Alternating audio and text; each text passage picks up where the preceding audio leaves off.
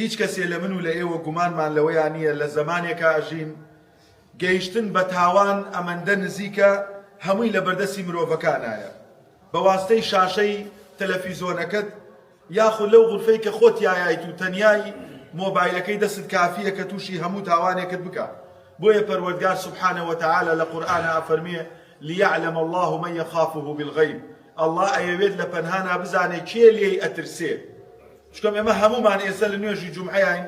جوان خۆمان گۆڕی و عەتریشمان لە خۆمان داوە و پاک و جوان و تەسبیح بەدەستمانەوە بوو و سەڵاوات لێ دەین و هەمومان لە بەرچاوی یەک ئینسانی چاک و بەڕێزین. بۆیە پەروەردگار ئەفەرمێ ليعلم الله من يخافه بالغيب. خوای پەروەردگار ئەوێ بزانێ کێ لە پەنهانا لێی ئەترسێ. بۆیە تاوانی پەنهانەکان ئینسان لە ناوەدا بەرژینێ قایم بێ لە ڕووتان بێشعووریەکە بێشکۆی ئەکا ئەی ڕوخێنێت هەتا و ئاسەی هیچ ئەرزشێکی لە لای خۆی نامێنێ خەڵکیش بەکەم سەیریەکەن. بۆیە شاعیرە فەرمێ إذا ما خلوت الدهر يوما فلا تقل خلوت ولكن قل علي رقيب ولا تحسبن الله يغفل ساعة ولا أن ما يخفى عليه يغيب. أفرمي أجر صالانك تنيا بويت هيس روجيك ملي من بتنيام بلكو بلي من رقيبك بسرمو يك تشاو ديريم أكا وهيج كاتي واهسنكي فرورجار بو يك ساعات ليت غافل أبي وأوشي كلا بتشاون أبي للاي الله ونبيت بوي ما همومان هيج تيك ما شاراوني لاي الله همومان بأشكرا أويك إشارين وأويك بنهانة وأويك خماني لي أبورين بويك خلق نزاني لاي الله رونو أشكرايا إن جابر رزان أويك جرينجا بلامو ابن جوزي رحمتي الله إليه يجيك العالم كان أهل السنة فرمية إن الإنسان قد يخفي ما لا يرضي الله سبحانه وتعالى. زورك لإيما شتانك أشارين وكا الله فيه خوش نية وأجر خلقيش بزانية زور بزوي لبرشاوي خلق أكوين بلا فيظهره الله سبحانه وتعالى عليه ولو بعد حين. الله سبحانه وتعالى دري أخا لدواي أمكاتش بيت وينطق الألسنة به وإن لم يشاهده الناس. أفرمي قسكان دسكن بدما تقيل سنة وبابتا أقل خلقيش نيبيني بيه بنموني وليلة وليلة أبي سلمى مصطاي آيني وفاتك دولة من يك وفاتك دكتور يك وفاتك صدان كزديده بيش ولا كري خاني بوم دابين كلو يجي قال من جنم ينا أو هاو كاري كلو يجي قال من قرزان وما قرزك يبو داومته أم كابراي خو خوي أي شارد ولا شيء يعني دنيا لدواي مردني خوي چاككاني دقات ودبرانبر خلچي باسي كات زانای واه بۆ ساڵانێکی زۆر شەونێژی کردووە هەمووی شاردۆتەوە لە خەڵک لە کۆتایی تەمەنیا خوای پەروەردگار بۆ خەڵکی بەیان کردەوە بۆی خەڵکی بزان ئەم پیاوە پیاوە ساڵە و خەڵکی واش هەیە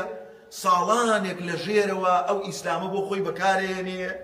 ڕیشی سیواکی مزگەوتی خوتبەی بزنسەکەی ئیشوکارەکەی وەها خۆی پیشانی خەڵک ئەدا کە ئەمە پیاوێکی ساڵحە بەڵام لە کۆتاییە ئەمڕۆ سەردەمی حەیاچوونی گەورەیە بەڕێزان هەمووتان هەبێ ئاگاتان لە خۆتان بێ هەر یەکێ لە ئێوە مۆبایلەکەی دە 15 هاوڕێی هەیە هەر ئەوە نەحیسابە پەروەردگار بێ حەیات بەرێ غەیبەتی کەسێکەکەی ئەچێتە سەر ڕقەمەکەی ئەو بڕوات بێ خەڵکێ وای بەسەر هاتووە ئەجا جاروا هەیە لای بیش ئەچێتە سەر لای بەراگار لە خۆت نییە قسە ئەکەی ئەنواع وەشکاو قسەی ناشرینەکەی ئەوەی کە لە دەرەوە خەڵکی ئەبینی ئەستەغفر الله سبحان اللهکەی الله بۆ خەڵکی بەیانەکا و فەسح دەکات چکەم ئێستا ئێمە گەورەترین دوژمن لە گیرفانی ئێمە مۆبایلەکانمان بۆیە بەڕاستی هەرێکێ لە ئێمە ئەوەی کە ئیشارێتەوە ئەڵڵا زۆر جار بە ئاشکرا بۆ خەڵک دەری ئەخات نەتان بینیوە زۆرێک لەو خەڵکانی کە مصلحی ئیجتیماعین مامۆستای ئاینین خەڵکی بەناوبانگ و فەیلسوف و چین ساڵانێک خەڵکی ئەمەندە بێدەنگ بووە خەڵک وازانێ پیاوە چاکە یەک مقابلەی تەلەڤیزۆنیەکە خۆی هەڵەوەشێنێتەوە ئیتر خەڵکەرێت تەواو یعنی بۆیە بەڕێزان ئەوەی کە ئینسان زۆر جار دای ئەخاوەیە کەپسیکە ئیلا ئەڵڵا بەیانیەکا بۆ خەڵکی هەی ڕەحمەت لەوەی وتوێتی هەی ڕەحمەت لەوەی وتوێتی من أحسن فيما بينه وبين الله أحسن الله فيما بينه وبين الناس. هر کەسێک نێوان خۆی و ئەڵڵا بنیاد بنە ئەگەر هەزاران جار تاوانی کردبێ بەڵام تەوبەیەکی نەسوح بکا بگەڕێتەوە هەزاران خراپەی کردبێ تەوبەیەک بکا بگەڕێتەوە بەڕاستی نەک ئیسلام بۆ خۆی بەکاربێنێ نەک مزگەوت و ڕیش بۆ خۆی بەکاربێنێ أصلح الله بينه وبين الناس دڵنیا بەخوای پەروەردگار هەموو خەڵکی لەگەڵا چاکەکە بەڕێزەکەم کاتێک کە تۆ لە تاوانە چەقیوی ئامان مەخەوە دوای خەڵک و خەڵکی تۆمەتبار بکەیت والله وبالله الله حياة وحرمته دات دس مناڵ ئەداتە دەست خەڵکی نەزان و نەفام ئەداتە دەست خەڵکی خراپەکان ئێمە بۆ هەر کەسێک لە ئێمە خوای پەروەردگارە فەرمێ من عمل صالحا فلنفسه ومن أساء فعليها وما ربك بظلام للعبيد هەر کەسێک کردەوەی چاکا بۆ خۆیەتی